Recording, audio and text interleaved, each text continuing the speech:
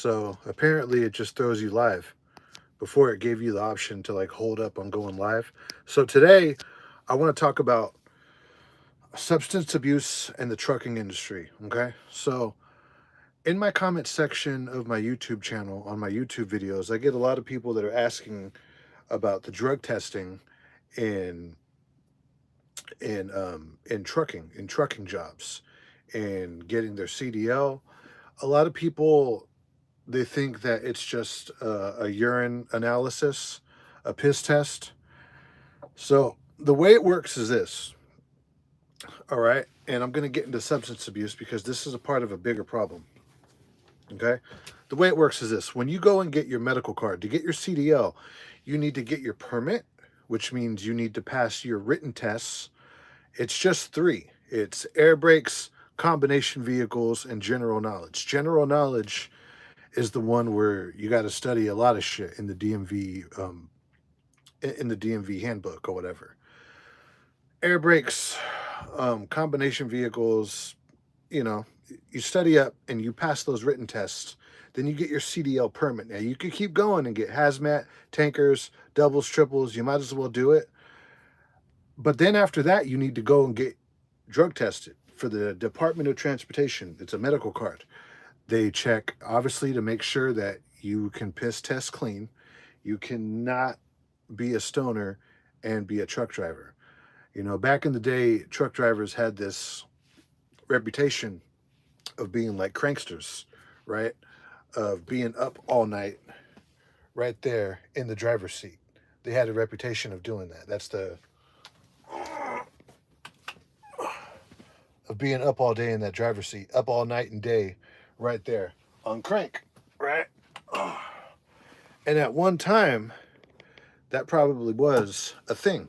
Nowadays, you will get locked up if you. I'm pretty sure, like they'll charge you for drug testing for giving a dirty test.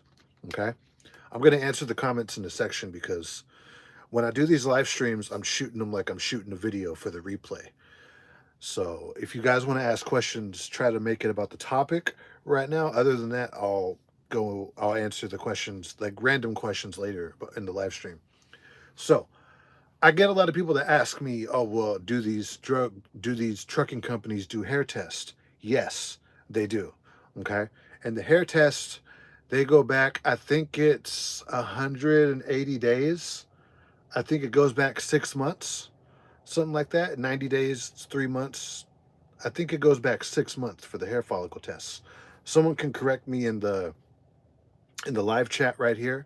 I took a hair test at every trucking company that I've been to. I've worked at nothing but mega carriers. I'm willing to bet for small mom and pop carriers, it's probably the same thing.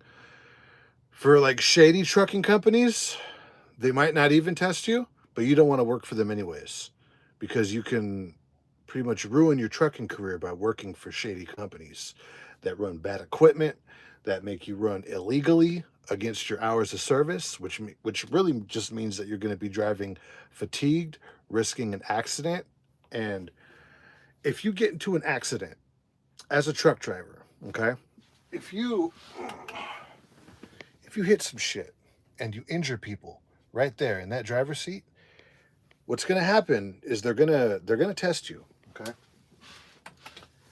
And if you're under investigation for an accident that you caused, it's always the truck driver's fault. Even if someone hits you, it's always your fault.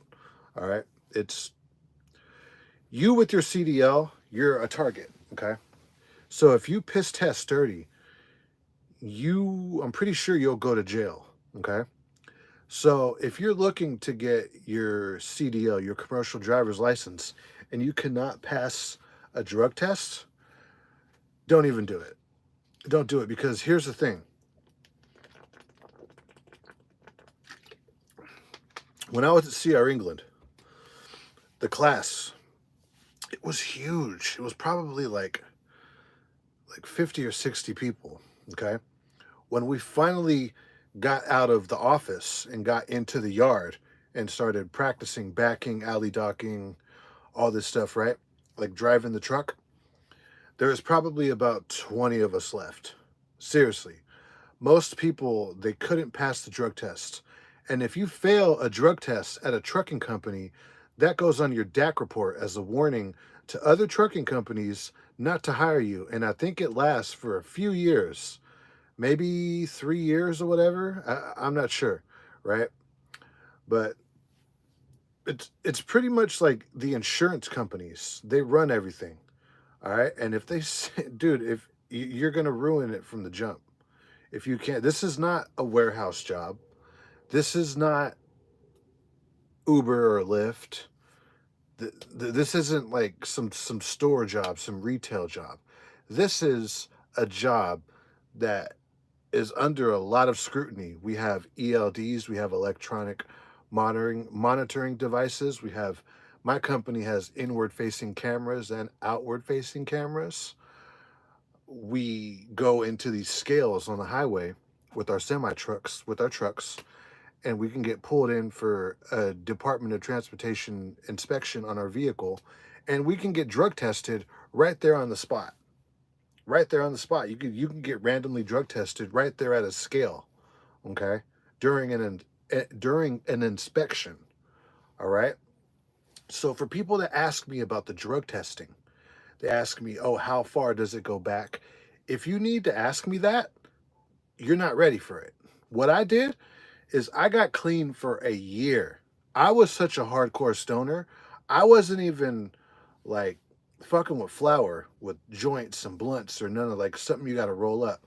I was doing nothing but straight wax, like dabs with the rig and the nail and the torch, all that, dude. And it got to the point I started being a stoner at around like 11, 12 years old.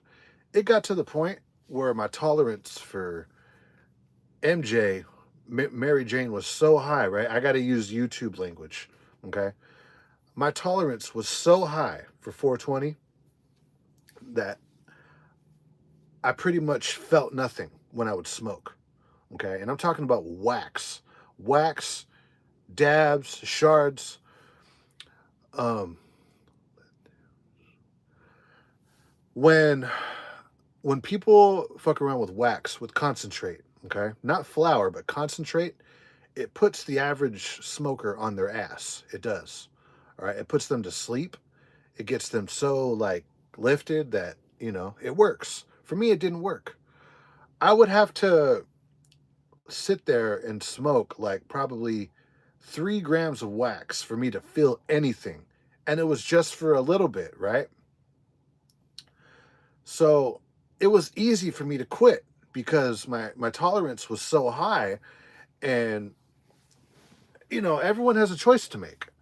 For the longest, I was allowing my substance abuse to hinder me as far as like making money, being able to go out and get a better job. I was more addicted to my substance than getting on with my life and getting a trade and getting into a job that can provide me some adult money and not some bullshit. See, here's the thing, okay? We all have choices in life. And if you're an addict, okay, and if you're an addict to the point where you can't pass a drug test, then your situation is probably bad, but it's probably not so bad. It's probably bad enough or good enough, right? You're probably not making a lot of money, but you might be living with your parents, you might be renting out a room, and you might just be getting by good enough where you're not saving money, you're not planning for the future, you're probably not really paying off debt or whatever, you're not moving on. When you're a stoner, your life is kind of like on pause, unless if you got it like that, unless if you're like an entrepreneur, if you're like what, I don't know, you're some rapper or celebrity or some businessman and you call your own shots like most people don't, and you don't need a job, you don't need a skill or a trade, but just because you got it like that, your financial situation is so good to where you can be a stoner, you don't got to worry about drug testing for some job. Most stoners, their lives aren't really in shambles, but they're not where they want to be in life. Their situation is just good enough that Yeah, they're not saving a lot of money. They're living paycheck to paycheck, but at least they got a little bit of money for, some weed on the weekends so they can smoke or whatever. You know what I mean? They might be living on their mom's couch or renting out a room with hella roommates. The living space might be a little bit uncomfortable. Yeah, they wish that one day they could afford to go out and get their own spot, but because they're working at like Amazon or some warehouse job or driving Uber or whatever it is, right? Or working two or three like low paying jobs, they still can't afford to get their own shit, so they need roommates or to live with family or whatever. Their situation is bad, but it's good enough, right? They got enough money to like go out on the weekends and go buy weed, go maybe go to a movie, get some food at Jack in the Box and come home and then start it all over again next week, right? But at the same time, our finances fucks up all of us. It pisses us off that we're not really doing nothing, that we're just kind of getting by, right? You see how addiction works? This is the thing about weed, right? When I would get high, it gave me like this warm, fuzzy feeling. And because I started being a stoner when I was like 11, 12 years old, it kind of brought me back to my childhood every time I would get high, right? Like I said, dude, flour wouldn't do it for me. I could smoke an eighth to the face and I would not get high. I wouldn't feel anything, right? When I'd smoke about 4 or 5 grams of wax in a sitting, or if it's some really good wax, you know what I mean? Maybe 2 grams will do it for me. If it's like some really like top shelf like wax, right? When I'd be high off weed, like it would give me this warm, fuzzy feeling in the chest, right? Not like my chest burning from coughing or anything. A little bit of that, but mainly just like when I'm high, it gives me this warm, fuzzy feeling like I'm in a blanket and I could just chill. And I play, and everything's better on weed. And you're doing stoner shit though, playing video games, watching Netflix, watching YouTube, going out and eating food. It's pretty much it. You know what I'm saying? If you got a chick over, you do that, right? But at the same time, it's like that's what keeps you stagnant is the high. It's like, your life sucks, but you can get high and it's like, it's yeah, this sucks. I'm not making a lot of money. I could be doing better, but at least I got some money for some weed. So my situation, it sucks, but it's not that bad. I got enough money to go to the dispensary. I could go buy me or whatever, you know what I mean? And I could come back and I can get high and I can chill. My situation, it's good enough. In the back of your mind, especially the older you get, that you should be making more money. Like it's called maturing, right? With our financial situation, the way it goes is the older you get, you need to make more money, right? Making 45, 50,000 a year, that's not cutting it when you're going into your 30s. It's not.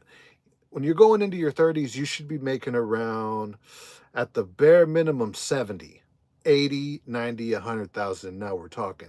But at the bare minimum, you should be making like 70, 60 grand a year in your 30s. That's not cutting it. I could tell you right now that's not cutting it, right? Maybe if you live somewhere that's like out the way and it's just really cheap where you're at, you could probably get away with 60, okay?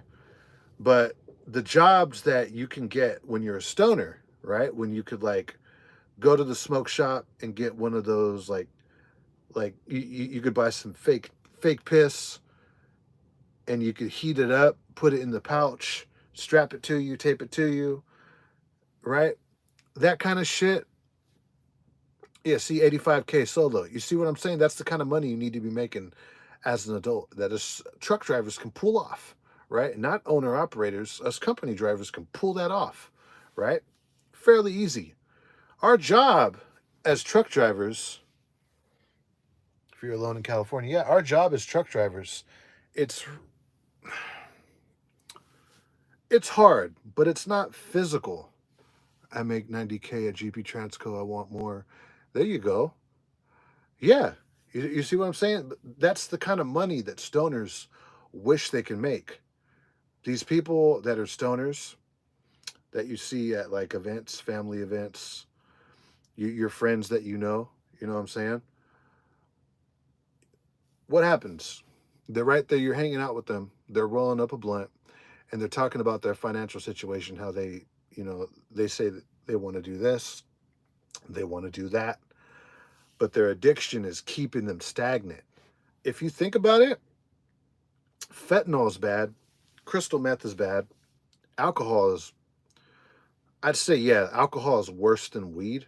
Alcohol is the worst one, if you ask me, because it's socially acceptable.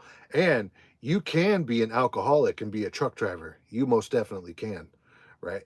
You can be sober during the work week, but then on your 34-hour reset, if you're an over the road driver, hell, even if you're living in your truck, if you're an over the road driver, or if you go home every weekend, you could go home on your 2 days off or your day and a half off, and you could get hammered all year long, right? And no one's really going to tell you anything because it's accepted.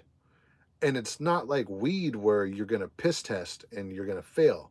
You could keep drinking alcohol until your liver gives out and you die. Weed's not going to do that. Weed isn't going to kill you, obviously. I mean, yeah, you can get a DUI, you can get into a car accident if you're driving around and you're loaded on weed like that, but it's not going to fuck up your liver like that. Weed, especially if you're eating it and you're not smoking it, sure, you could get cancer, right, from rolling it up in tobacco and smoking the weed itself. I'm pretty sure the weed smoke itself causes cancer because smoke is a carcinogen, right? But what weed does is, like I said, every time I would smoke weed, it gave me this warm, fuzzy, relaxing feeling. And it brought me back to my childhood because when I started smoking, I was like 12 years old.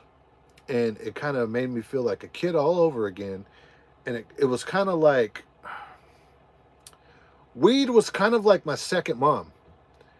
Weed kind of like patted me on the shoulder and said, "Yeah, life sucks, but it's okay, mijo. You could just smoke another one, right? And just chill. Like, you want to be a truck driver? You want to be a carpenter? Yeah, yeah, do that in a year or two. But for now, dude, let's get high, right? Let's get high and play this video game. Let's get high and chill out right here, man. You worked all week. It's your weekend. Man, you got yourself some wax. You got some cartridges for the torch. You just bought a new nail. You might have even bought a new rig, right? You got some what are the strands? Like sour diesel. I don't know. They got new strands out nowadays. I don't even know what the strands are. You got some platinum cookies.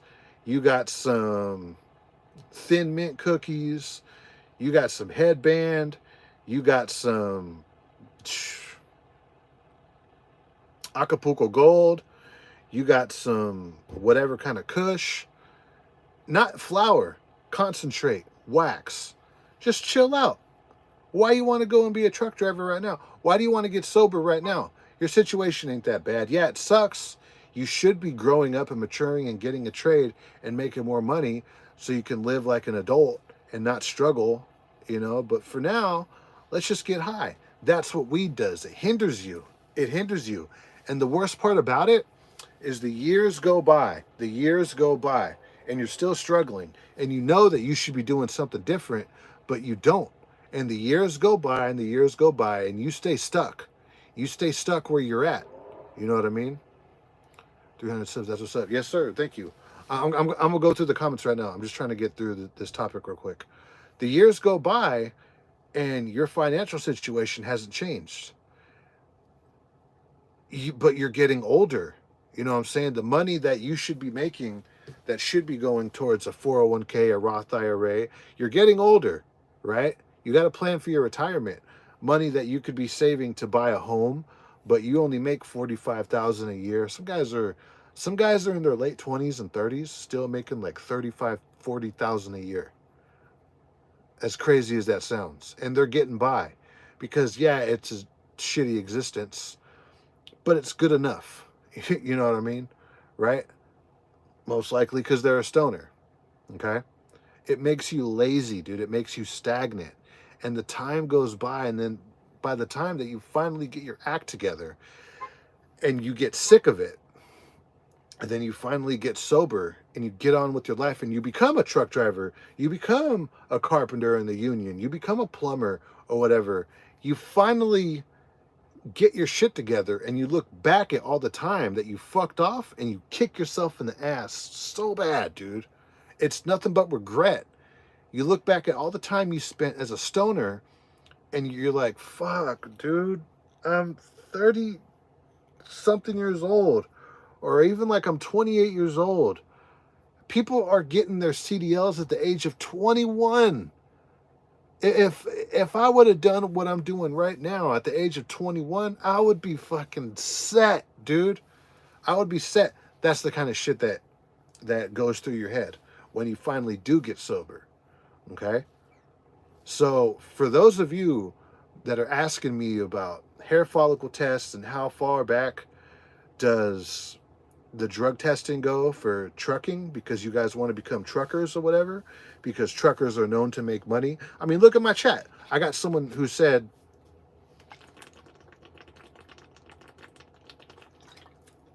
they're making $90,000 a year at GP Transco, which is a carrier. I tried to get on with them. They hire out of everywhere but California. I don't know if they changed that, but at the time they weren't hiring out of California. We're known to make money. Us truck drivers, we're known to make money. Right now, there's a trucking recession, but that's for owner-operators. Us company drivers, we're the ones that are winning right now. We're the ones that are making a steady paycheck. We're the ones that are making good money right now. The owner-operators, they're struggling. There's a lot of shit going on the owner-operator side, people that own their own trucks and they do their own thing. But us company drivers who get on with the company, we make good money. We do. We spend a lot of time at work, right? Once you learn this job, then you can have your own opinion on it. At the end of the day, this job, being a truck driver, compared to working in a warehouse and working in like something fucked up like repack, where you're doing physical manual labor for minimum wage and you're not making that much money. And if you do get overtime, it's like an hour or two at best. So what? You're making like 10 hours overtime if you work 2 hours of overtime a day, right? That's like 50 hours a week. And say you're getting paid like 18, 19 an hour, 17 an hour, you ain't making shit. And by the time you get off work, your back hurts, you're tired, you're physically drained. You know what I'm saying? Us as truck drivers, yeah, fatigue hits you, especially if you're running at night. But if you're running during the day, dude, and you wake up really early, by the time you go to sleep, yeah, you're tired, but your body isn't all beat up. Your body isn't all beat up. And we make way more money than those guys who work in a warehouse doing a physical, demanding job, a job that you're probably doing. A lot of people that are looking to get their CDL, or looking to become plumbers or carpenters or pipe fitters or any kind of a trade. This is a trade. Truck driving truck driving is definitely a trade. Don't let anyone try to tell you that this isn't a skilled trade. This is definitely a skilled trade. We go through a lot of training. It's not at a union hall, but we go through a lot of training and ongoing training because of the insurance companies at these trucking companies that we work for. What we do is skilled. If you're shifting gears, that's a skill on top of it, right? But even if you're an automatic transmission truck driver, dude, you're hauling a death machine on the highway. And then when you dock in and you back in, that's a skill right there. Doing your pre-trip and all that, that's a skill. Dude, this is a skilled trade. Somebody can't just come off the street, you know what I mean, get training for like half a day or a day or whatever and know what to do and be on their merry way. No, dude, we go through extensive training doing this line of work. Okay. So people who are looking to get into this type of shit, they have fucked up jobs and they're not making a lot of money, right? So if you're asking me about drug testing, ultimately what that tells me is you're not ready. You're not ready. Like your addiction, you'd rather just stay there with your addiction rather than grow up, right? Rather than grow up. A lot of people, I've been around Narcotics Anonymous all my life because of my dad. My dad has been involved with NA all of his life, right? He got sober. He used to be a drug addict. I've never seen him on drugs. He got clean when I was a baby, right? I've never seen him on drugs like that. But his thing is he wants to give back to Narcotics Anonymous because it changed his life. And all my uncles, they passed away from substance abuse, right? So it's like real personal to him. Okay. Everyone's different. So he's heavily involved in it. So I've been around NA all my life. And then the odd part about it is a lot of the jobs that I've worked at in construction, especially when I worked at this lumber yard in Berkeley, right? There was a lot of I always ran into a lot of people that were in rehab programs and in Narcotics Anonymous, right? And it had nothing to do with my father, just me living my own life, going to work, right? I've ran into a lot of people and I became their friends. And then as we're opening up to each other, they tell me that, oh yeah, I'm in rehab right now. Oh yeah, I'm in a clean and sober facility right now. Yeah, I go to NA meetings right now, right? It's like I just naturally become friends with these people. I just don't know what it is. I guess mainly because we all come from the same community, so we can relate, you know what I mean? So we naturally just become friends, right? I've never been on drugs, on hard drugs. I was a stoner. Um, shit. I mean, before fentanyl came out, right? I would party, and every now and then, you fuck around with some coke. That was the hardest one I ever did. That and ecstasy pills, they were real big when I was in high school. I had a friend who would like sell these jar of ecstasy pills at high school, in high school, and everyone, even the kids that we had beef with, would come and buy off of him. They would send their girls over to where we were hanging out and buy ecstasy pills off of my homeboy, right? And then we'd all get fucked up on these ecstasy pills and go and fight in the locker room and shit, or in the basketball yards or whatever. But I've been around drug addicts all my life. I've been around Narcotics Anonymous all my life. And what I've noticed with a lot of addicts is substance abuse, addiction, it's another victim card. Okay. And I learned this from these two people that I worked with at the lumberyard. They were older white dudes, right? And they would both tell me how they hated going to NA meetings. And that was a different tune, because everyone that I met up to that point, including my dad, especially my dad, an NA meeting was so important that they go and that they be involved. You know what I'm saying? But these two people, they were all like, man, I hate going to NA meetings. People who go to NA, man, they sound like a bunch of fucking pussy crybaby motherfuckers. I can't wait until, their program is clear, because a lot of them are in the program because of a judge sent them there, right? They hated going to NA meetings. They would only go there when they were forced to go or whatever, by whatever clean and sober situation they were living in. They said they didn't like going to NA meetings because they felt like people were pussies in those NA meetings, that they would just cry about why they use drugs. Oh, feel sorry for me. Oh, I relapsed. Like, there's this one guy in Berkeley at a meeting that my homie told me about, that this older white dude, right? Um, he was like, yeah, this fucking dude was crying because his cat died and that made him relapse. Like, he was like, oh, yeah, my cat died, so I had to go get high. It's like, when you think about it, it's like, yeah, you got a point. That sounds like some pussy ass shit, especially with those men. You know what I'm saying? So a lot of people, they use addiction and they use their substance abuse issues as an excuse, as a victim card to not do nothing. And then when you try to tell them, like, dude, you're a fucking drug addict, dude, get over it. they'll want to fight you. A lot of them, they take it real personal when you bring up their addiction, and they'll fucking kick your ass, or they'll get in your face about it, right? What I think that is, I mean, there's a lot of trauma there. Some people, it goes back all the way to their childhood. Some of them, they were, some weird shit happened to them when they were a kid, and it traumatized them, and they end up doing drugs, right? But after a while, this is where I say you may not like what I have to say. After a while, no matter what you've been through, you got to get over it. No, I don't, whatever the fuck it is, right? Whether it's like, say someone close to you died, right? After a while, you have to get over it, especially if you're a man, dude. Like, after a while, you need to put your emotions in the back seat, and you need to focus on your fucking life, right? That was one reason why I came back to sleeper cab trucking.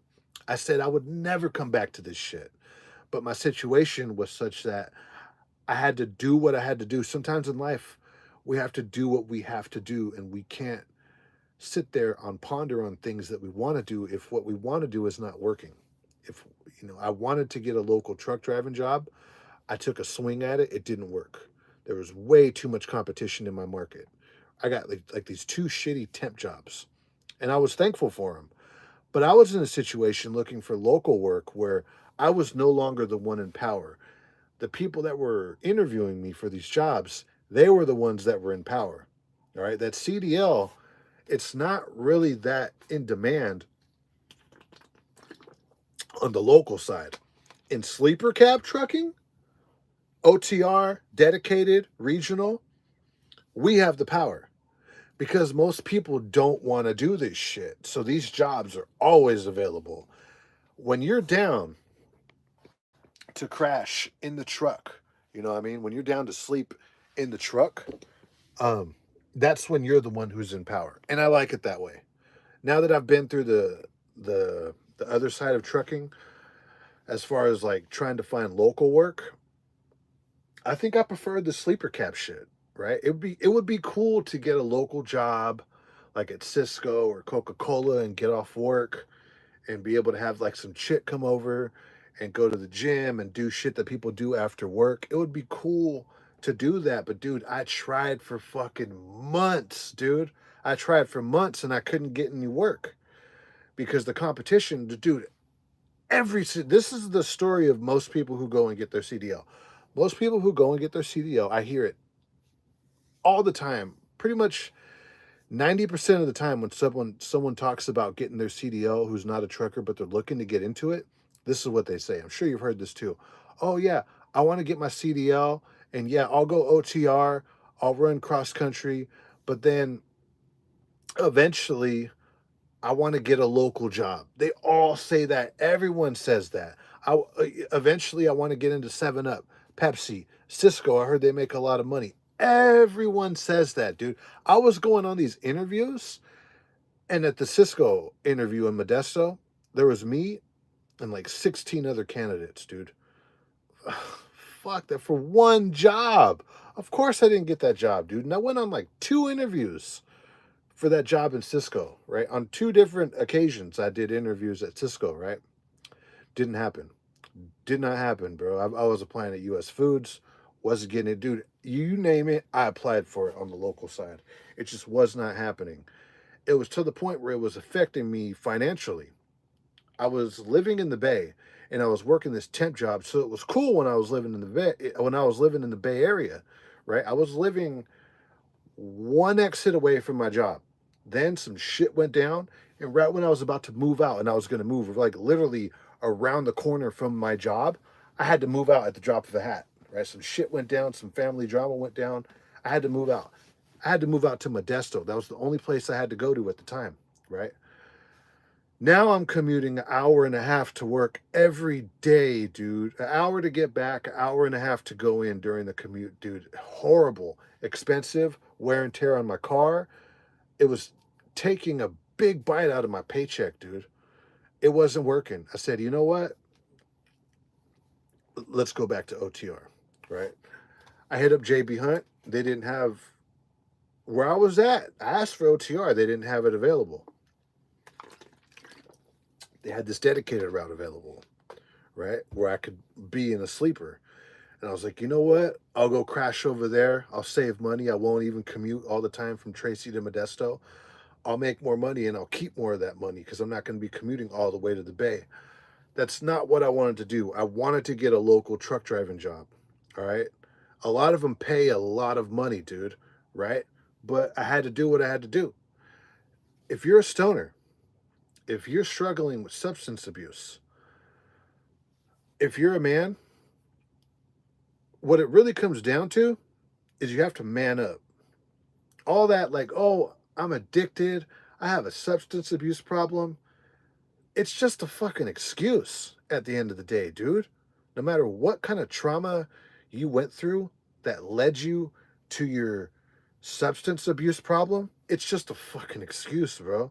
It's just an excuse, dude. It's lazy. For me, it was just laziness when I was in my 20s and I was a stoner. The reason why I became a truck driver, it was during lockdown, it was during 2020, it was during the month of my birthday in June. I was living in a shitty trailer park, right? I was living in a fucking fifth wheel in Las Vegas, right? And this fucking place stunk so bad, dude. It was a few blocks away from a pig farm, or what used to be a pig farm. I don't know what it is, dude, but in this part of North Las Vegas, the land is tainted with this fucking pig smell, dude. Horrible, horrible, dude. And when I don't know what it was, dude, but on certain nights you could smell it in the air so bad, dude. It smelled like death in the air. Like you could throw up just breathing the air. And I was living in a fifth wheel and I was at the end of the block. We were on a septic tank system. I was in the end of the block, at the end of the septic tank line. And my fifth wheel, it didn't have like a P trap in the toilet. It would just straight shoot into the septic tank line. So it would smell so fucking bad on some nights when I think the system would be purging itself or whatever. And it would get all up in my fifth wheel, dude. I was literally living in a fucking shit house. But I was a stoner, so some nights, it would smell so bad. But I had my own spot. It was a shitty spot, but I had my own spot. It would leak. When it would rain, it would leak. So I had to put a tarp over it. It was just so bad, dude. And I was paying for this shit. My rent was cheap. It was only like $450 a month for that fifth wheel in the trailer park. It was low, right? And I was driving Uber, and some months were good, some months were fucking horrible. I didn't make no money some months, right? Barely enough to scrape by and pay my rent. But I had weed. I always had money for like wax to get high. So my situation was bad, but it wasn't bad enough for me to want to make a change. When I was on lockdown, when the country was in lockdown, I had my phone on. I would start Uber from my house. I would turn on the Uber app and I would just get a ride from my house, right? Somewhere in the neighborhood. And then I would just leave the app on and I would work all day, right? Around Las Vegas. And I'd make pretty good money as an Uber driver out there, right? When it was good. And then I was on lockdown and I was looking at this, I took a look at my situation because everybody was reflecting on their life during lockdown. Because this is like when the world stood still for a second. And I was like, you know what, dude? Look at this fucking place that I'm living in, dude. I'm living in a fucking shit box, literally. And I was like, dude, this is bullshit. I'm going into my 30s. I was like 29. I was 29 at the time, right? Maybe 28. No, I was 28 at the time, right? Because I was 29 when I got my CDL. I was 28 at the time, and I was like, you know what, this is bullshit, dude.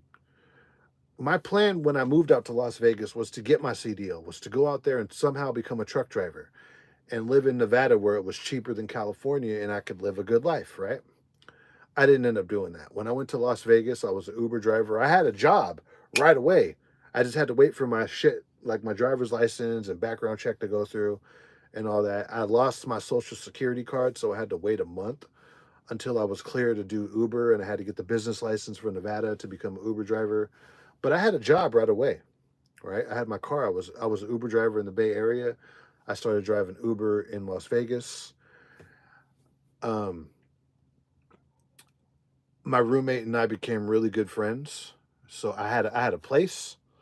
This was before I got my own spot at the trailer park, and I didn't become a truck driver. Nah, dude, within like a few months, I became a stoner all over again. Because at the time when I moved to Las Vegas, I was sober. So I had this plan. I was like, I'm going to go down there to Las Vegas. I'm going to get my CDL, and I'm going to make all kinds of money as a truck driver, and I'm going to do good. Fuck no, dude. I became a stoner again, and I was just bullshitting. I was just back to my same bullshit, dude. Every now and then, like I would go out and just fuck around in Las Vegas and all that. I was just down there fucking around, right? It wasn't until 2020 where I said, you know what? I'm done with this shit. I'm done. I knew the whole time that the only thing that was holding me back was my addiction. My addiction was holding me back, right? So I said, you know what? I got to let this go. So I remember I smoked up all the wax that I had. I made sure I had nothing left, right? I smoked the last of my wax. There was a dumpster right across the street from my mobile home. And I took all my paraphernalia. I took all my nails. I took my rigs, my torches, all of the empty paper I had from the grams of wax and all that. And I took everything. I put it in a bag and I threw it in the dumpster across the street. And then from there, I said, you know what? I'm going to wait a whole year. I'm going to get sober for a year. And then once this year's up, I'm out of here. I'm going to go to CR England. When I was on lockdown, I was calling around trucking companies, and I called Night Transportation because I knew someone who worked for Night. I got a cousin-in-law who works for Night Transportation. Dude makes hella money, right? And then he pretty much gave me the rundown. At the time, you had to put down $500 to go to their trucking school. I didn't have that, right? But I called CR England. CR England was like, "Yeah, well, you want to start?" I was like, "What do you mean?" It was like, "Yeah, we'll get you a bus ticket from right there in Las Vegas. We'll get you a bus ticket up to Salt Lake, and we'll get you into the trucking school. I mean, you want to get your bus ticket tomorrow?" I was like, "Seriously?" I was like, "It's like that." CR England was telling me like, "All right, you want to be a truck driver? We'll get you into our school now. Like now we'll get you in. Like right now we'll get you in. We'll get you a bus ticket tomorrow." I was like, "What, dude?" I was like, "Well, this is my way out then. This is my way out." But I couldn't pass a drug test, so I knew I couldn't go. I was just like, "Okay, thank you for the information." And I hung up. And I said, "You know what? I'm going to wait a whole year to get clean so I could get my CDL." And that's what I did, dude. I waited a whole year. I got clean. I didn't smoke no weed, no wax, nothing, dude. I was just in Las Vegas driving Uber, and I was saving a lot of money just because I kicked my addiction, right?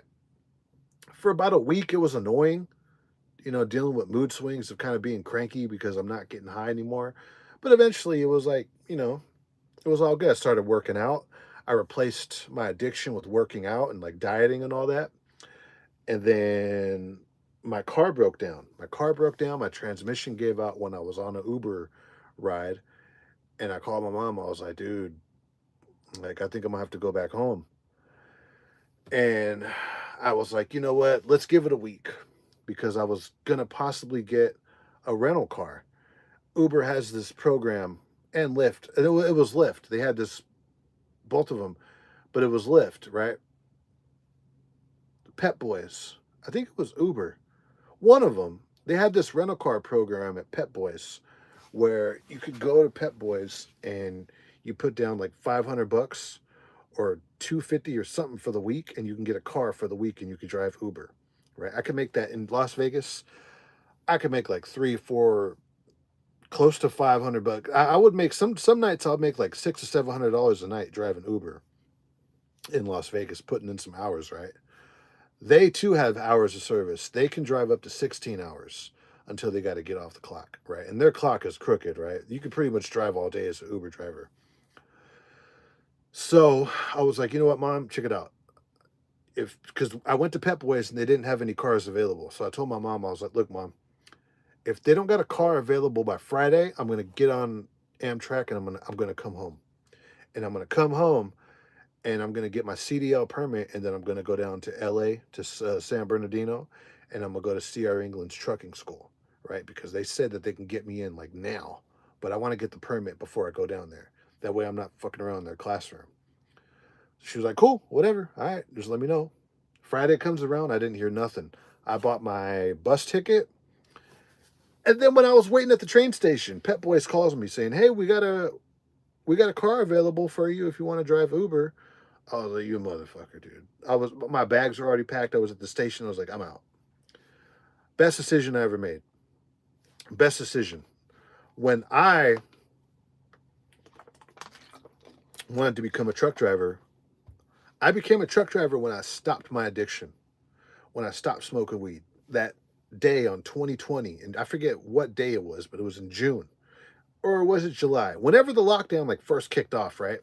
Then like 2 weeks of it. I think it was like, yeah, it was like 2 weeks of it, right? And I remember because we were on lockdown and I looked at Snapchat maps and everyone around town was just at home getting fucked up. So I was doing the same thing, right? Drinking, smoking, just chilling, right? And then when I became a truck driver when I said that I was going to get sober, and I did get sober. That's when I made the decision. I was like, you know what? I'm done with this shit. This weed is holding me back. It's fucking with my finances, dude. I should be moving on with my life. I could have made the decision to stay in Las Vegas. I could have gotten that rental car. I would have went back to smoking weed. I would still be in Las Vegas right now driving Uber, maybe working at Amazon, right? Or some warehouse job. People in North Las Vegas, they work at Amazon. They work at, what is it? Avalon or whatever like Avalon, what is it? Something. It's like makeup. It's like some big makeup company or whatever. Um, there's a few warehouse jobs in North Las Vegas where everyone works at, right? Because I would pick them up from Uber all the time, right? Or when I was driving Uber, I picked them up from work all the time. Some days it was literally like the commute after work. I go to Amazon to their house, back to Amazon, back to someone else's house. Just, the whole shift, right? I'm making money, right? I would still be there right now if I still allowed my addiction to dictate my life. When you're an addict, you're pretty much, you're kind of being a little bitch if you think about it. This is what I've said. A lot of people, they're not going to like this take, you know? I was addicted to weed, dude. I was. And dude, it's the same thing if you're addicted to anything, dude. Some are harder to kick. Some you need to go into a rehab program and be under a doctor's care while you're kicking, especially like alcohol, because you could die and shit, with kicking alcohol and heroin. You could get really sick and probably end up really bad in the ER. So you need to be under a doctor's care and getting shot up with IVs and shit when you're kicking. But dude, at the end of the day, it's that decision. It's the decision that I made as a man to get clean, to get sober, right? Every now and then I'll have a beer every now and then. Whenever I have a beer, I don't even finish a beer. Like a few weeks ago, maybe like 2 months ago, I bought a Modelo at my mom's house. I just wanted to taste it with my food, right? And I pretty much I left a whole can of tall can right there on my mom's dresser. And the next morning I just threw it away, right? I drank like a little bit of it just because I wanted to taste it with my food, right? That's it, dude. Other than that, dude, I'm completely fucking sober, bro. I made a decision to get sober. One reason why I understand why my friends at Ashby Lumber said that they hated going to NA meetings and people sound really weak and pathetic at NA meetings is because one thing you don't hear about in Narcotics Anonymous, one thing you don't hear about with people who have substance abuse problems, is you don't hear about the people that kicked it cold turkey. You don't hear about that, right? Um, you don't hear about people that, don't have this long, drawn out story of, dude, you go to NA meetings, you hear some fucking dark shit at NA meetings, bro. People open up about why they're using, and, it goes back to the childhood and just weird, just fucked up shit. You hear some of the worst stories at NA meetings, right? But my other friend said he hated hearing that because it just sounded like these people are all whining. He opened up to me and he said, the reason why I was using drugs is because I made the decision to use drugs. And if I want to go back out there and use drugs, I can make the decision to go back out there and use drugs right now. Right now, I can. I can go out, buy some dope, get high. Eventually, I'll lose my job. I'll just go back to doing what I know, breaking into stores, stealing shit, breaking into cars, doing whatever you got to do, right? Hustling and bustling to get money for your next fix and food and whatever because you're living on the street, right?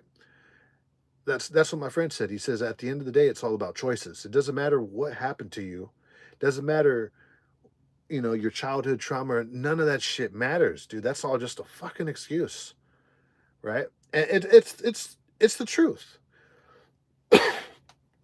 Your trauma that you've been through, yeah, it matters. But at the end of the day, you have to fucking get over it. No matter what you went through, you have to get over it because after a while, your trauma, it becomes an excuse for you to not do shit. I just ate a burrito earlier. After a while, these people that are talking about, oh, poor me, this happened, and they start talking about it, they open up and they're crying all the time and all that shit. Well, what's the end result? The end result is that they're still on drugs. The end result is that, you know, they wish that they could do something different. But like I said, their situation is bad, but it's not bad enough, right? It's it's bad, but it's not bad enough to where that they're going to make a change. They feel more comfortable just getting loaded and sitting right there in stagnation. Some people live their whole life like that, right?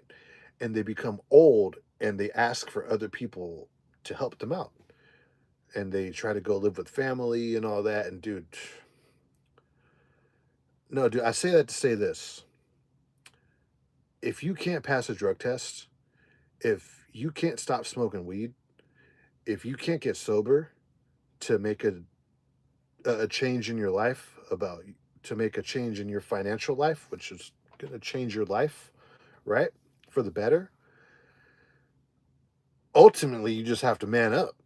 I know I'm repeating myself, but dude, you just got to make the decision that, you know what? I choose money over my addiction. A lot of people say that they're about money. A lot of people say, oh, I'm about money, I'm a hustler and all that. Bullshit. You can't really, like I said, unless if you already got your situation, if you're already, into some good shit, if you're already like a business owner, if you're already that dude and your financial situation is so good, right, that you don't need to work, if you're not that dude, right? For example, there's this guy named Burner out here in Northern California, right? He owns all these dispensaries called Cookies. And before that, he was like a big, kind of like a Suge Knight figure in the Bay Area rap scene, right? Entrepreneur. He's been a stoner, he's been a weed advocate all his life. He took his love, his addiction, and made like a business out of it. Most people that are addicted to weed and shit, they don't do that. Most people that are addicted to weed, they fucking work at Amazon. They work these low paying jobs. You know what I'm saying? They, on their days off, they go and meet up with their girlfriend or their friends and they go and hotbox a eighth in the car while someone plays music on their phone, and they just get stoned in their car, and that's what they do. And they're an addict and they struggle to pay their bills, and they bitch about it as they're passing around the blunt, as they're passing around the thing that's keeping them stagnant, that's keeping them in their fucked up financial situation. That's the average stoner. Because I was that. I was that, dude. I know where I speak, right? Most people are not like Burner. Most people are not going to pass around the blunt and then earn money doing it because they're opening up a dispensary, a business of their own. Most people are not going to do that. Nah, dude. At the end of the day, what it comes down to is you just have to quit. You just have to make the decision to fucking quit. And if you can't do that, talk to a therapist, bring up studies, whatever you want to do. What it comes down to is if you're not doing that, then you're weak. Your willpower isn't as strong as you think. If you're allowing addiction to hinder your life, if you're allowing addiction to keep you stuck at this low income where you're not making a lot of money and you're missing out on investing in a 401k, investing into a retirement fund, saving up money for a down payment on a house, fixing your credit to where you can qualify for a bank loan to buy a house, that kind of shit, right? Making money just to live easier, making like $90,000, $100,000. If your addiction to weed or any substances is keeping you from all that good shit, from moving on, from pretty much, like being a man and growing up, if your substance abuse problem is keeping you from doing that, right now you're kind of weak, right? Ultimately, that's what it comes down to. Right now, you you're not being like a man. You're operating like a child. You're operating down here. You know what I'm saying? Um, you're not operating on like a manly level up here, right? A man, whether they have a family or not, one big part about being a man is just going out there and doing what you have to do and making man money and not making little boy money. Little boy money, 35, 40, 45,000 a year. That's little boy money. Man money, 60, 65, right? Maybe 58 if you're just starting in your career, right? Like say you're a truck driver and you made $58,000 a year, but it's your first year and like 6 months of that was like you training or whatever it is, you know what I mean? Okay, yeah, because the year after that, you're going to crack 60. You're going to crack 65, 70, 75, 80, 85, 90. You're going to be making six figures in the next 2 to 3 years, right? Because you chose to give up your addiction and you chose to get a skill that's going to make you a lot of money. That's what men do. That's what men do. Little boys, right? Men that are not masculine like that, they make like 35, 40,000 a year and they get off work and they go to the dispensary and they roll up a blunt and they go and meet up with their friends and they hotbox the car and then they all bitch about how they can't pay their bills. That's what little boys do. Okay? I was that guy. I was definitely that fucking guy, dude. Right? Right here at JB Hunt. Not this year because it's too late in the year. Next year, I could crack 80, 83,000, 85,000. Right? I could crack it. I could probably crack more than that. I could probably crack 90 right here at JB Hunt. And the year after that, by the time I max out, I can see 100,000 right here at JB Hunt. I can, right? Especially when I become a mentor and I'm like teaching other people, like I become a driver trainer right here. Yeah, if I was still a stoner, I wouldn't be doing none of that shit. Right? Let me get into these comments. I just wanted to say that, dude. I wanted to say that because some of these people, dude, that are struggling with addiction, the problem with the addiction community, with the substance abuse community, Narcotics Anonymous, all that kind of shit, is how do I say this? A lot of that shit is ran by people that they're all about like, oh, why are you using, right? They want to get into the story of what led you up to this point. How did you get here? And all of that is important. It is important. But a lot of them ride that so hard to where it's like it's just another victim card, right? It's another victim card. It's another pat on the back. What y'all really need to hear is that, dude, right now, you're just being a pussy. Right now, I don't give, I don't, you know, yeah, you went through some shit when you were younger. You went through some trauma that led you to substance abuse. But, dude, you're about to be in your 30s. Okay. You need to man up, right? All that, you know, all this happened to me and now I'm using drugs or whatever. Fuck off. You know, go cry to the people in your substance abuse program. Go cry to those motherfuckers. But while you're over there crying about why you're using drugs, homeboy down the street who was using drugs, who kicked his habit, is now making six figures driving a truck while you're over here crying about why you're using drugs and why you're struggling. You know what I'm saying? You're over here acting like a little bitch, pretty much. You know what I'm saying? People need to hear that. People definitely need to hear that shit. Because those people in like those clean and sober living homes, those people in like I'm willing to bet even in like NA, they'll never come out and say that. They'll never come out and say, dude, you just need to fucking man up, right? And stop smoking weed, stop using meth or fentanyl or whatever for heroin or whatever you're doing, do drinking. You need to make a man decision and get clean, right? And start making man money. Because right now you're operating like a little boy. If you're asking me about, you know, do they do hair follicle tests? You're acting like a little boy. You're not acting like a man.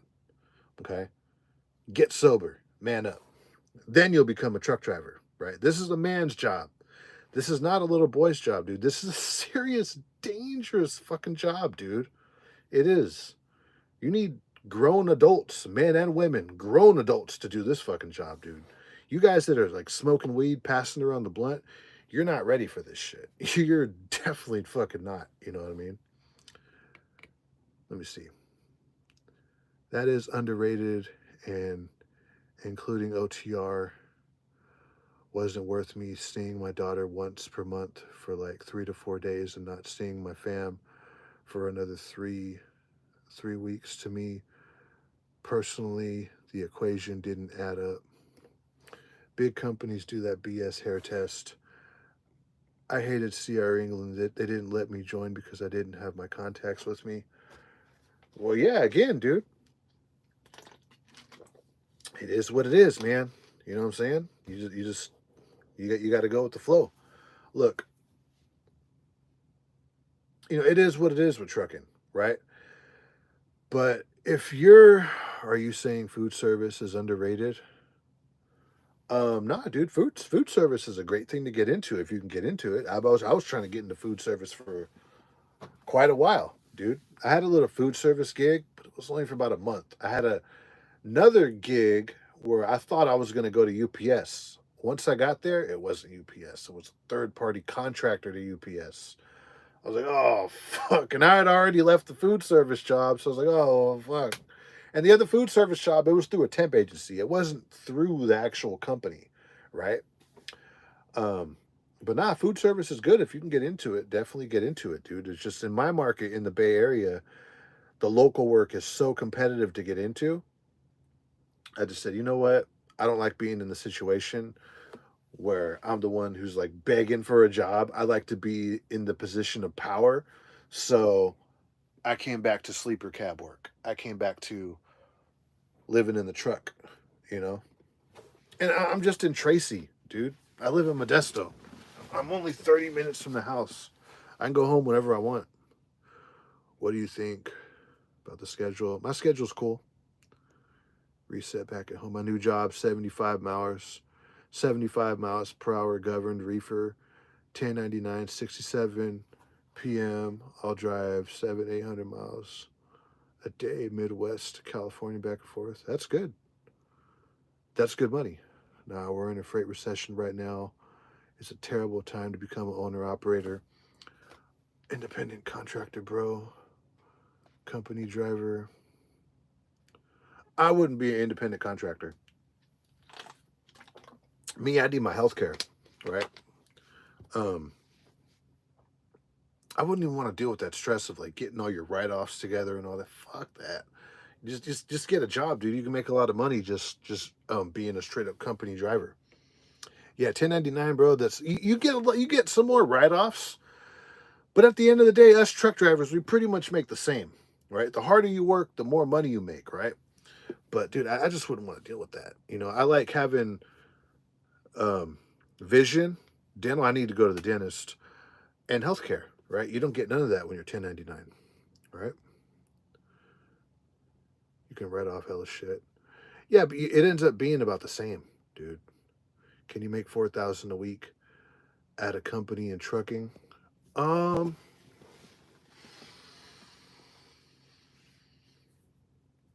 can you make 4,000 a week at a company in trucking? No. The most you'll make at a company as a company driver is 2,500, 3,000 a week, right? That's gross. Then your net take home, there's some truck drivers taking home like 2,500. I had a few paychecks at CR England that were like $2,300. That was my net. That was what I took home after taxes when I was a mentor, and I was running real hard those weeks, and I was putting in a lot of overtime, and I had my residuals coming in. You know what I'm saying? But if you're 4,000, if you're talking about, I'm willing to bet this guy Jeremiah, he says, well, he's probably an owner operator. It's the same thing with you. You're making 4,000, but you're not taking home that 4,000. A lot of that is going to your business expenses and your taxes. You're probably taking home what, 1,800 of that, you know, right? Maybe even 1,500 of that. Keep doing you, bro. Keep on pushing. Thank you. 130 should save for taxes. Yeah, I wouldn't even want to deal with all that. Let me go to these older comments. I have Brandon. I'm not from a big city, bro. So it's decent money local. Same as what I make at my warehouse job, bro. I work 410s for 200 less average while I was OTR, and needless to say, the stress. That's cool. Yeah, I mean, if that's good money for you, I would want to make more money than that. $200 a day. 2, 4, 6, 8. That's like $800. I mean, if you're in a cheap area, yeah, I guess it could work for you. But here's another reason why people want to become truck drivers. People want to become truck drivers because this job isn't really that physical. The most physical thing that I do now is I lift up the landing gear, I put on the emergency line, service, electrical line, the tire pressure gauge, pull the fifth wheel pin. I got the release right here. That's pretty much it. That's the most physical thing that I do, right? I don't touch the freight no more. And if I run really hard, I mean, driving is physical. Yeah, you get tired when you drive, but I'm not like beat the fuck up when I get off work or anything like that. Typically 8 to 9 thousand a month of I made 10 to 11,000. You write off all food, car parts, everything. I like about it. Just gotta know the process, my brother. Gonna guide me on it. Just gotta know how it works. It's not for everyone. To 9,000 a month. Well, here's the thing, right? Tommy Unfiltered. You guys should go check out Tommy Unfiltered, right? That's exactly what he's doing. Tommy Unfiltered is 1099. But he bought his own truck and trailer, and he got a good deal on it, right? Because right now everyone's selling their trucks and trailers, so he got a good deal on his shit. And the company that he's working for, or that he's leasing his unit onto to get loads, is the company that he's leasing onto. They have customer freight.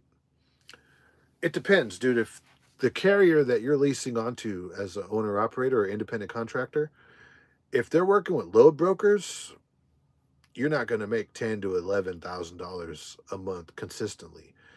The carrier that you're leasing onto, they have to have direct customer freight. It'd be better for you to straight up, if you're going to be an owner operator, to straight up just buy your truck, and maybe even before you buy your truck, have the experience as a company driver and try to get a direct customer even before you buy your truck, right? Do that. But you know the these people that say, that give you these big numbers, that's one thing that the trucking industry does. Even on the company driver side, they market these jobs, whether it's owner operator or company driver, and they say, "Oh, you can make this much money," and then you get in there and you ain't making shit. You know what I'm saying? You're not making the money that you thought, or it's a big shock, and you realize, "Fuck, I got to work this hard to make that much money," and a lot of people quit. And this trucking, it's a revolving door. I quit for a little bit. Now I came back, right? So best of luck to you. But that 10 to 11K, that you're not going to see that consistently every month. Dudes be lying about how much they make. Yeah, dude. Yeah, and that's another thing. A lot of guys lie, right? What time is it? I got to get off here, dude. It's 2 o'clock. Entertain people, keep a conversation going. Thank you, everybody, for tuning in. See, you got to move somewhere else where local isn't saturated. California just isn't it. My job now is pretty good. It's pretty chill. Food is an addiction too. Yeah, it is. Fuck yeah, it is. Um, those are those are those are Bowflex are cool. You guys saying, why don't you make a gym in your truck? Um, yeah, I got to start working out again, dude. I fell off bad. Let me see. Are you bought your house in 2010 and it's worth more than double? So dumb to mix. Let's see. Pearson player. I was so broke. My girl paid for me, and I had to borrow, literally save 35K from working all year. Trucking could be the biggest blessing. HVAC and electrical work is bomb. To any job is good. To put your mind to it, especially trucking. Yeah, you just got to make a decision, dude. Union electrician, live in Modesto, make 140K, and it's just getting by. Damn, dude, if you're making 140K, look, here's another thing, right? Tommy Unfiltered talks about this a lot. This is another part about being financially wise. You can't get in over your head. You can't. You cannot allow that to happen, dude. If you're making 140,000 a year and you're just getting by, you need to just assess your financial situation, dude. Some people fuck up their financial situation. Men, a lot of men, how they fuck up their financial situation is they don't have control of their sexual urges, and they have sex with all these women unprotected. They get all these women pregnant, and by the time they know it, they got kids everywhere, and they got all these kids, dude, right? And then they said, then they say stuff like, I'm making 140K a year and I'm just getting by. Well, that's probably because, dude, you got all these women pregnant and you got all these kids, and because you got all these kids, now you have to buy this big ass house and have like a SUV, and your baby mamas are asking you for shit, you know what I'm saying? Because you're a truck driver. So when women hear that you're a truck driver, they automatically assume that, oh, my man makes hella money. He's a truck driver. I could ask him for shit. You know, dude, I've had to let go of quite a few women just for that. You know what I mean? They kept asking for money and shit. And I was like, you know what? This girl is a fucking liability, dude. Right? Like now, I'm to the point now where um I was dating a good amount of women like a few months ago. Little like one by one, I just started cutting them all off, dude.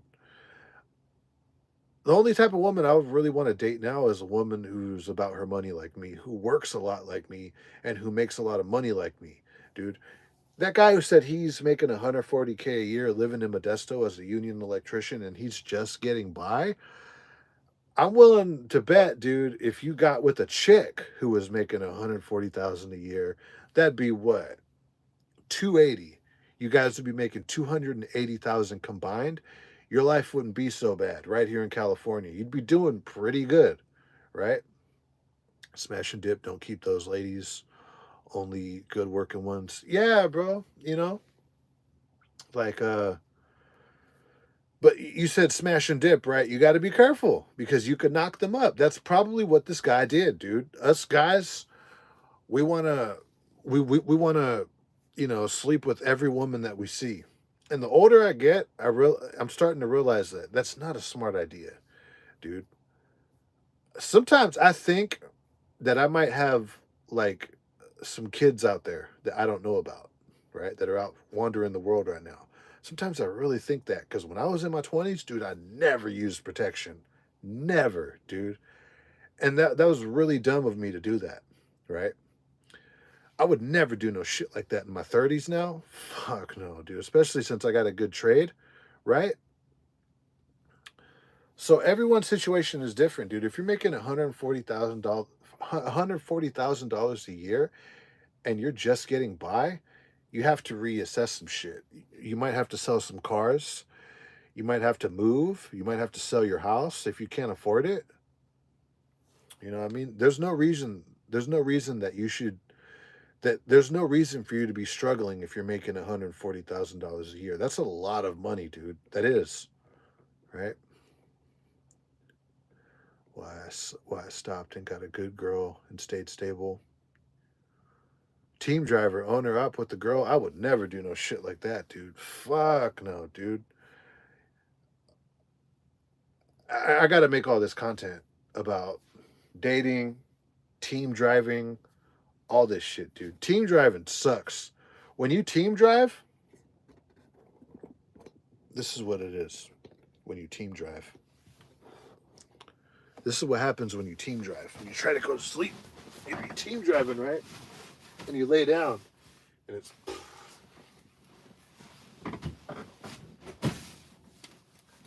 dude. That's you when you team drive.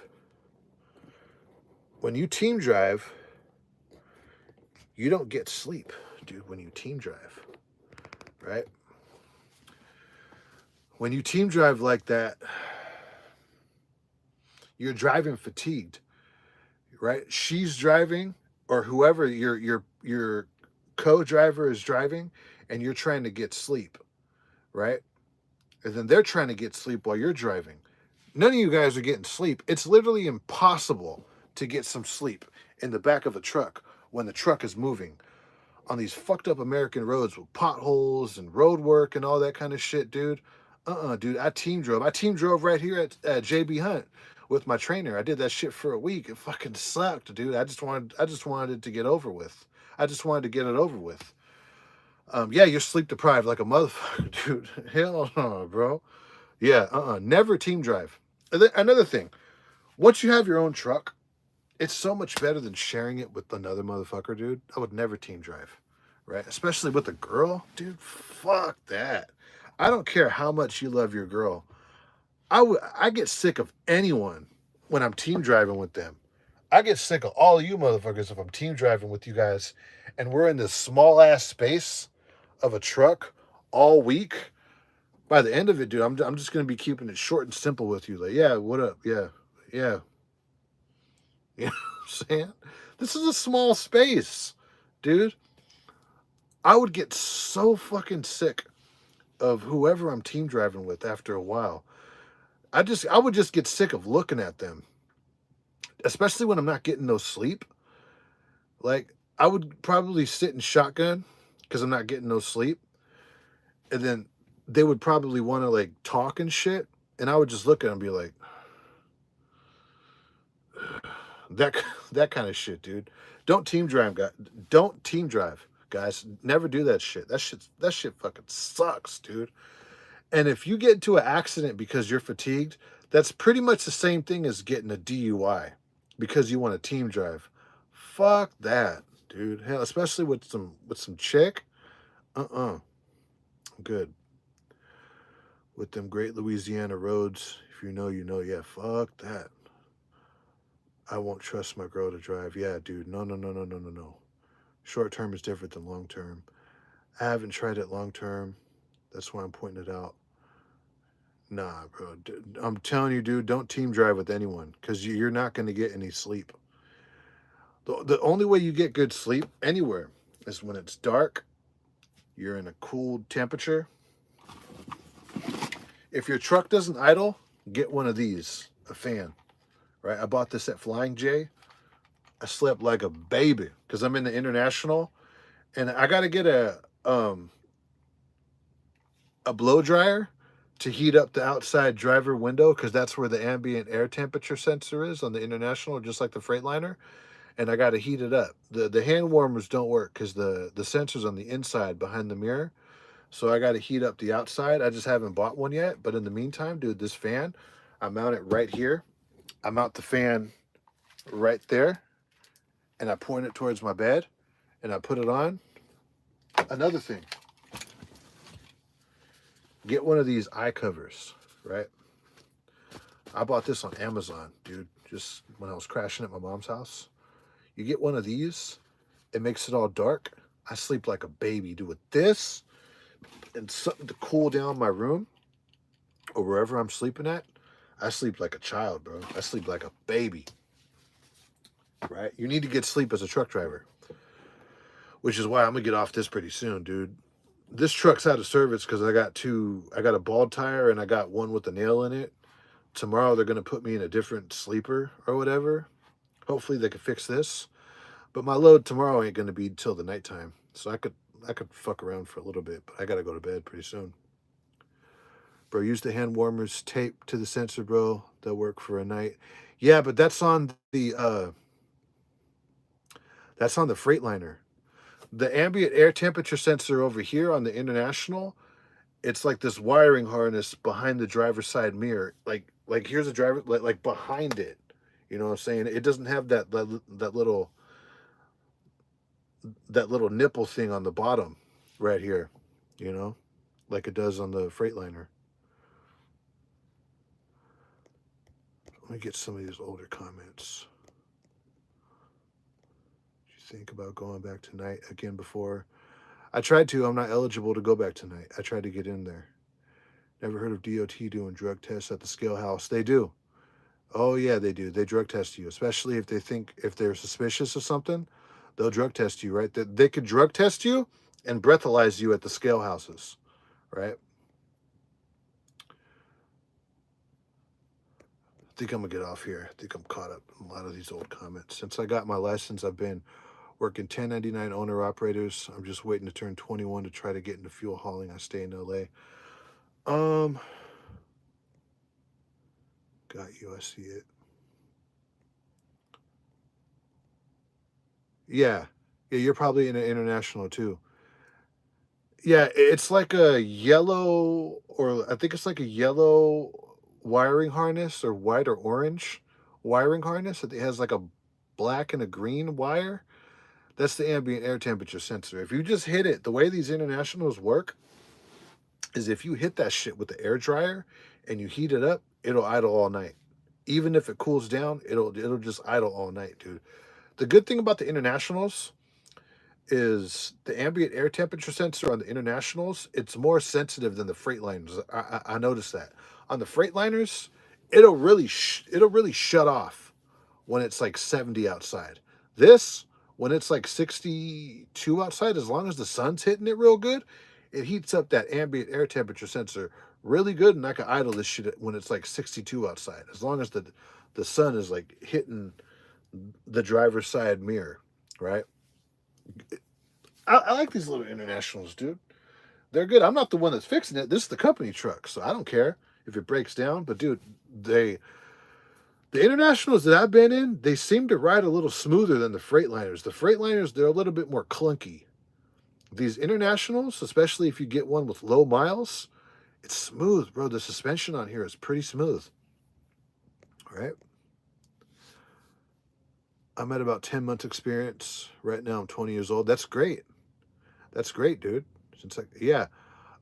If you're trying to get into fuel hauling, don't have your auto restriction. I got to get my auto restriction off of mine. You got to be able to shift gears if you want to work with any type of tanker, right? Because most the slosh in the tank, it fucks up your automatic transmission, and it does less wear and tear on a manual transmission. So you got to know how to shift gears if you're going to do fuel or any type of tanker work. But Freightliners are the worst, but they got space, so I'm okay. I like the little setup back here in the International. I like it so much that I'm about to go to bed. Thank you, everybody, for stopping by.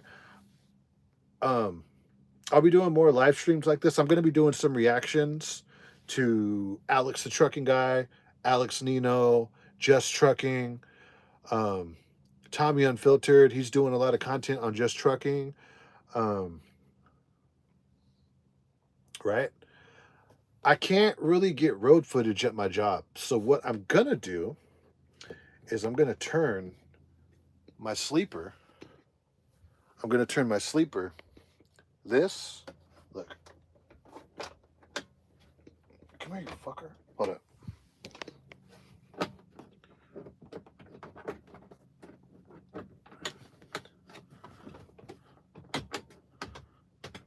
How do you come out?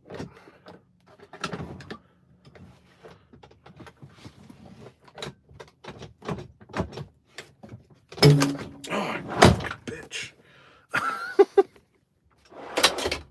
There's my desk right there. I'm going to turn this and this right here. I'm going to turn this into my studio. Hold up. I need two hands. Get in there, you fucking...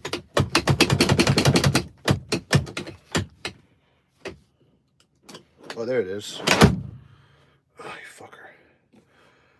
I'm going to turn this into my studio, and I'm going to be doing a lot more reaction contents and just live streams because I'm at a mega carrier.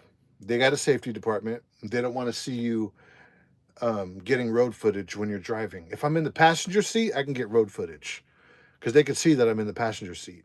But when I'm behind the wheel, I can't get road footage. They're saying that Alex is, well, this one guy who's probably just a hater, he's saying Alex, the Trucking Guy, got fired from GP Transco, and he's uploading old content. I think that's bullshit, but it's possible. It's possible. They're saying that Alex, the Trucking Guy, got fired because of him getting road footage with the GoPro. Most medium-sized and just trucking companies, or big and small medium-sized trucking companies, if they have a safety department, they usually have to have a safety department because they get a lot of accidents in their company because of rookie drivers or whatever, or just dumb drivers, right? I mean, we got inward-facing cameras right here, but I'm at a mega carrier, so it's to be expected. They don't want to see you on social media while you're driving getting road footage with the GoPro or hands-free device or whatever. They just don't want to see that because their insurance companies can see that. You know what I'm saying? So they'll fire you for getting road footage. I don't want to get fired from my job, so I'm probably not going to be doing a lot of trucking vlogs, so I'll be doing some reactions. I'll be doing a lot of reaction content. I'm going to probably have to turn this into just a straight-up reaction and live stream YouTube channel, which is cool. I could still edit them funny or whatever. So I'm going to go through the trucking space. I'm going to react to all of the trucking content YouTubers. I'll probably do Alex Nino again because, you know, the audio was kind of off on that on certain points. But GP Transco Eastern European company. They don't like drivers who don't want to run hard. I'm no hater that actually came to the company because of him. No hate, but the company didn't like that he brought bad drivers. I literally worked there. It's because he brought driver who drives his Kentworth. Oh, he got fired. It's true. I literally worked there. It's because he brought bad drivers. Oh yeah, you did say you work for GP Transco. Oh wow. So Alex, the trucking guy, got fired from GP Transco. A driver who drives his Kentworth said he called his mom to pick him up. Yeah, I heard about that. I heard about that. That's what some guy in a YouTube video said, that someone's driving his Kentworth and his mom came to pick him up. That fucking sucks. Um, he brought bad drivers. I don't think they would fire him for that. That's the rumor, but my dispatcher mentioned it. It has to be for his vlogs because, like a year or two ago, like maybe 3 years, no, about like 2 years ago, there was a driver from Schneider that was doing the same thing that Alex, the trucking guy, was doing. He had like a GoPro and he was doing like, like road footage and shit, and he got fired from Schneider. Yeah, I'm not fucking around with my job, dude. Right? Someone noticed me at the office from YouTube. It's all good. They noticed me right in front of the manager. It's all good. I'm not mad at it. It's like, dude, you couldn't pull me aside away from this manager and notice me. It's all good. So, and my manager, dude, he was on it. He was all like, "Oh, dude, I want to see your vlogs." I was like, "Oh, fuck." I told him, I was like, "Look, dude, I know not to get road footage. I know not to fuck around with safety, right?" Um, so I'm pretty sure Alex, the trucking guy, that's a trip, dude. He got fired. I could definitely make a video about that then, right? If that's true, if you really work for GP Transco and Alex, the trucking guy, got fired, that's a big story. That'll be my next reaction. My next reaction video, I'll react to the guy that made a video talking about how Alex, the trucking guy, got fired, and I'll react to that. And then I'll give my critique on Alex, the trucking guy, or whatever. The reason why he must be uploading old content is because he makes a lot of money on YouTube. He makes enough money on YouTube that him getting fired from GP Transco, it's not really a big deal, dude. Because I'm sure he was saving up most of that YouTube money anyways, because he was just living in the truck, and he didn't come off like a real flashy guy. I mean, he might have a nice car or whatever, but I'm sure he saved up most of that money on YouTube. So him getting fired, I mean, dude, he could always go get another. I don't know, dude. If they fired him for safety, it's going to be hard for him to get a job. If you guys get fired from a trucking company for a safety reason, and your next potential employer calls up your last employer that fired you for a safety reason, and your last employer tells them that they let you go for safety, you're pretty much not going to get that job. So, Alex, the trucking guy, he could be blackballed, especially since he has all this footage of him driving the truck and getting road footage. Insurance companies do not like that because that's a liability because it looks dangerous.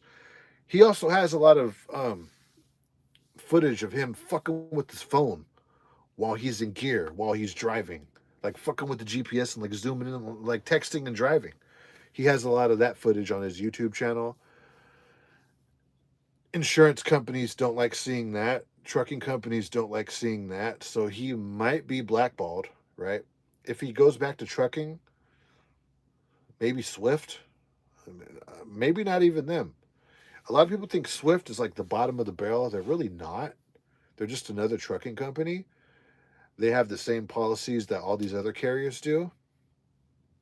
Maybe I heard Western Express is trying to change their image. He's probably going to have to go 1099 for like some shady trucking company or whatever. But as long as he can get the content for his YouTube channel, I guess that's all that matters with Alex the trucking guy. So that'll be my next reaction video. My next reaction video will be of Alex the trucking guy getting fired from GP Transco. Crazy. They fired him because he brought crappy people. I just don't think that's why he did that. He doesn't drive because I met the driver who drives his truck. True. Make a video on why wouldn't he update his followers? Why hasn't he updated his followers? Alex the trucking guy is a horrible driver. That guy is a clown. I don't even know how he got his CDL. That's the rumor, but my dispatcher mentioned it. Peace out, bro. Hit me up. I got a couple questions. We think similar, man. That's the reason I watch your stuff. I'm an old soul with a shot ton of common sense, similar as you, man. Thank you, Fabian Castillo. You have a good night. Buenas noches, primo. Respond to the Eddie guy. I thought you were going to sleep. I know, right? I do need to go to sleep. I need to. Eddie, where's Eddie? Respond to the Eddie guy. Should have reacted to Jack Doherty crashing, but I don't think you want to attract that audience. Dude, you know, you want to attract what you can. You seen that Jack Doherty kid? Yeah, I saw that. Dude, YouTube is all about growth. The only audience I don't want to attract is, I watch that genre too. I don't want to attract like the gangbanger audience. I don't want to attract the like really ghetto audience. I don't want to attract that, you know. But YouTube is all about growth. You know what I'm saying? The more you want to grow outside of your niche. You want a lot of people to watch your YouTube videos. But Jack Doherty, yeah, he's a dumbass, dude. You don't want IRL audiences. Alex getting fired. Eddie V19, the guy who made the video. Yeah, I think, yeah, okay. So, yeah, it's the white dude. It was some white dude with like a hoodie, some blonde dude with a hoodie, like short hair, a little heavy set. He was talking about, oh, Alex the trucking guy exposed or whatever. I'll react to that. Then I'll react to like some of his vlogs, some of Alex's vlogs. What I can say about Alex the trucking guy is he seems really corporate. Don't attract the audience, bro. Yeah, I know, bro. Yeah, I don't want like hella ghetto people over here, you know. I don't want to attract the no jumper audience. I don't want people in my comment section. Every other word is bro. Oh God, dude, like bro. Back in the day, that word that was used by the skateboarders, by the white boys, by mainly like the skateboard crowd. Bro was right next to dude, you know, bro and dude. Like, dude, where's my car? Back then, those were the motherfuckers that said bro. The projects, the hood, they started saying bro around like 2010, and they just took off with it. You talk to some ghetto motherfucker now, every other word is bro, especially when they get mad. Bro! And then they put like their little ghetto spin on it, bro. It's like, ugh. I'm ghetto too. I'm from the hood too. But I don't say bro. It just sounds, ugh. You know, it's like, you guys beat that fucking word, bro. You guys beat that dead horse bad. You know what I'm saying? I don't even want to say that word at all.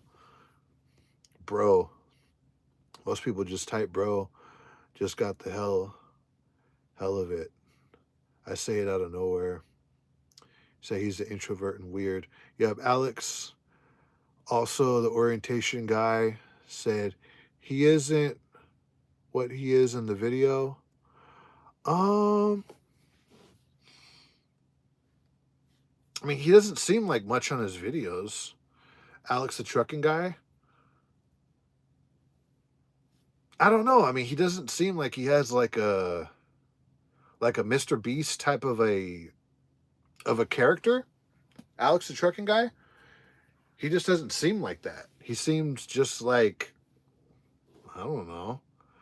I've never heard Alex the trucking guy say fuck. I've never heard him say fuck. I've never heard him cuss. I've never heard him say something stupid. I've said a lot of dumb shit on my YouTube channel. Um, I don't know. I just don't know. That's a trip that he got. He's really nerdy. Yeah, I could see that. Alex seems socially awkward. I could see that. I could be socially awkward at times, but for the most part, nah, dude. I've been running into quite a few subscribers and people that watch my channel at truck stops and shit. I ran into some homeboy right here at Lathrop. He's working at a Stockton doing fuel. It's a cool dude, and we were chopping it up. I was like, damn, fool, like you make a lot of money doing that tanker shit, huh? And just, I don't want to be socially awkward when people say that they watch my YouTube channel, whether they like it or not, because I just don't want to come off as a dick, you know? If they're being weird, I'll just kind of keep it short with them, or ignore them. You know what I'm saying? One time, this guy looked sketch that I ran into at night, and I just kind of avoided him. And I was just tired. I just didn't feel like talking to a motherfucker right then and there. But hey, us YouTubers, we're just humans, right? I said this before. Us YouTubers, we're not like, like these fucking, oh, hey, like we're not like these angels. You know what I'm saying? Some of us YouTubers, you come up to us on the street, we might fucking cuss you out. You know what I'm saying? I wouldn't do no shit like that. But the next motherfucker might, right? You run up on Logan Paul, he might fucking whoop your ass, you know what I mean?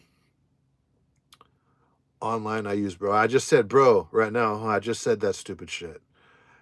Simone, way true as fuck. It's the one word I use online, but my word is man. But online, I guess bro blends.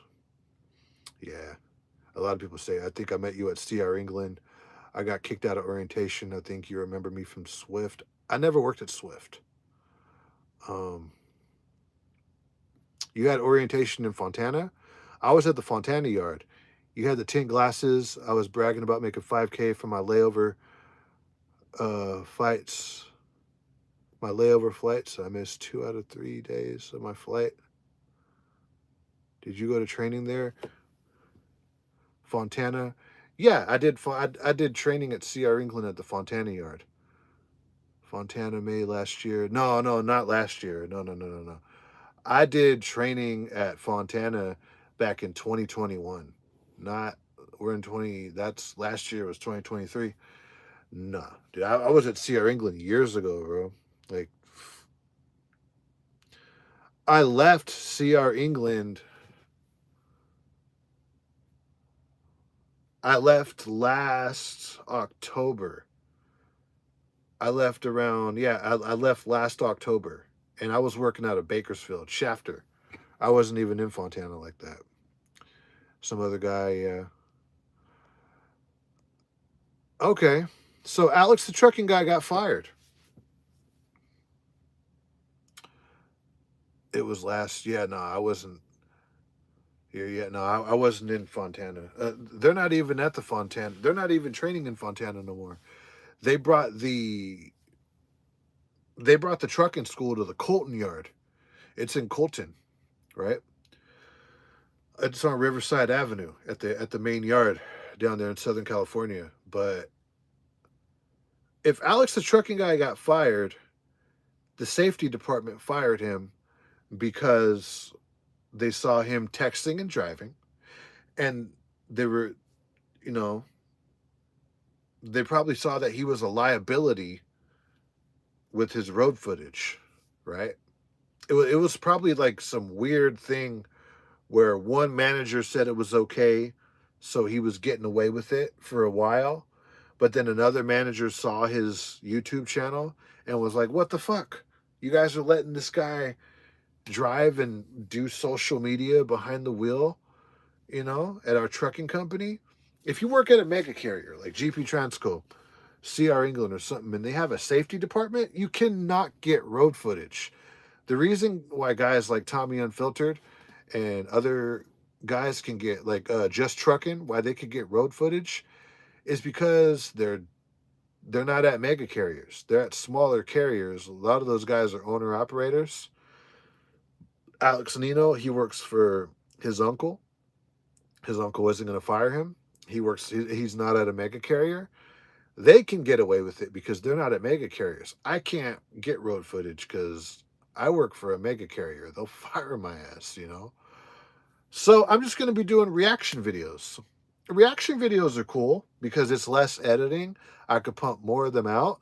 I could get into some YouTube drama with some reaction videos. I could branch off and get out of the trucking niche and react to other stuff, like how you guys said I should react to Jack Doherty. I'll react to Jack Doherty.